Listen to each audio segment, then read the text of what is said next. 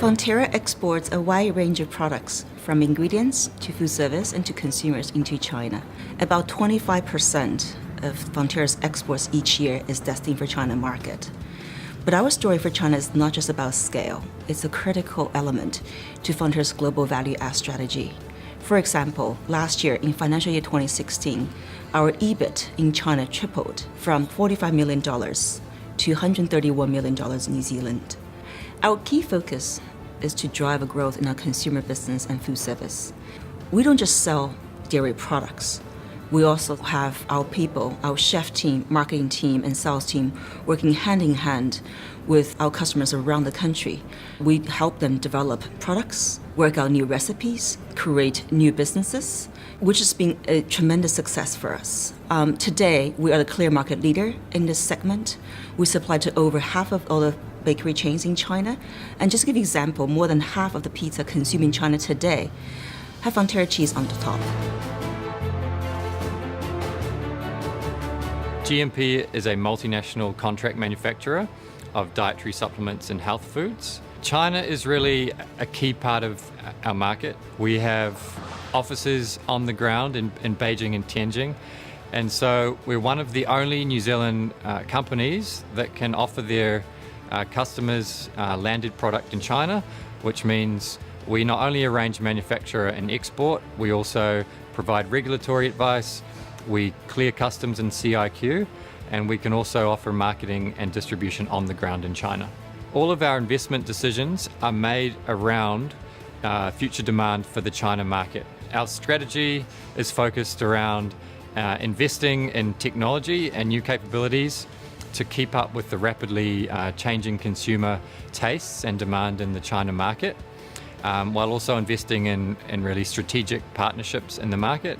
Meanwhile, we will continue working closely with our Chinese customers to build the Made in New Zealand brand and position New Zealand as the Switzerland of the South Pacific. NOG Nutritionals is primarily focused around manufacturing and marketing a range of early stage and adult nutrition products. China has been core to our strategy. We have over 50% of our revenue coming from China, and the Chinese market, really our focus has been around our goat milk products, where we have a fully integrated supply chain. Part of the next phase for our development has been to seek a Chinese partner. We looked for not just a money investor, but we looked for also one that could provide a strategic partnership that would give us increased platform for growth, giving us the distribution and the capabilities that would allow us to achieve our goals within the Chinese market. So the investment with Newer was really a perfect fit for us and represents a key next step in our plans, which are ultimately for listing in the Chinese market.